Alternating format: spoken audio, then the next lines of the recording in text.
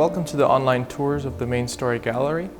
This is Rembrandt van Rijn, The Return of the Prodigal Son.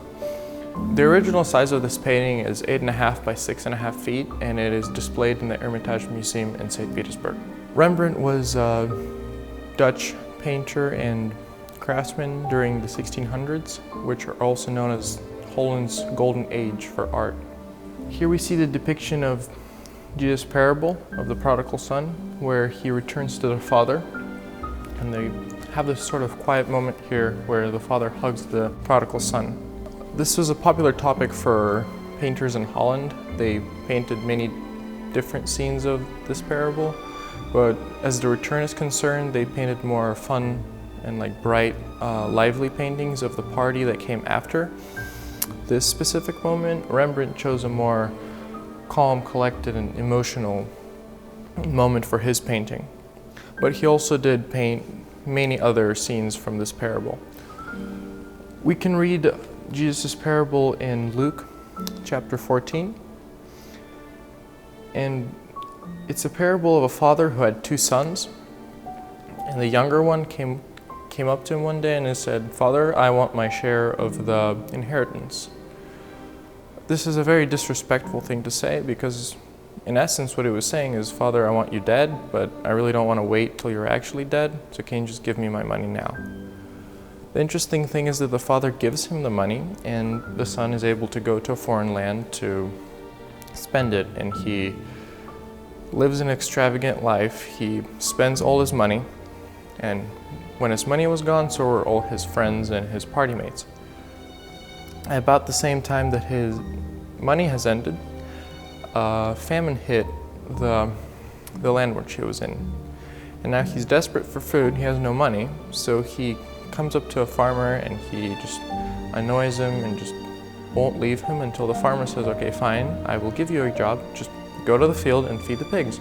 I want you to imagine this moment where he's sitting feeding these pigs, and he feeds them, he gives them the slops that the pigs eat during a famine, which I'm sure are not great.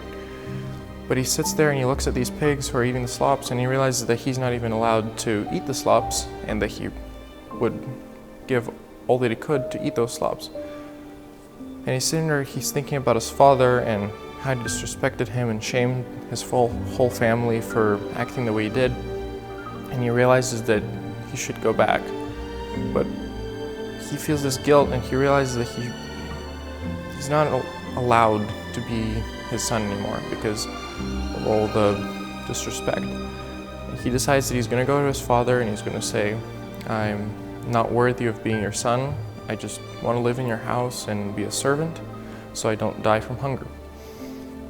So he sets out, he goes back home, and while he was still far away from the house, just barely came into view, his father sees him and he runs to him and he hugs him, and before his son can say any of the things he was planning to about not being his son, just wanting to work, he says, "Bring him a robe, bring him shoes, wash him, let's clean him up because this is a celebration and we need to throw a huge party to celebrate that my son was dead and now he's alive." This story is actually very similar to what happened to Rembrandt himself. When he was at the height of his career, he was a young painter and his reputation was growing. He was getting more and more commissions and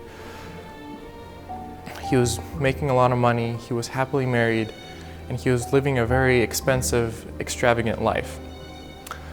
But after a couple of years of that, his wife died and he started losing customers and his reputation sort of dipped, and he became poor, and through this low spot in his life, he found God, and he saw himself in this story. He saw himself as the prodigal son that went and spent his life and spent his money, and then came back in rags, covered in dirt, and went to the father.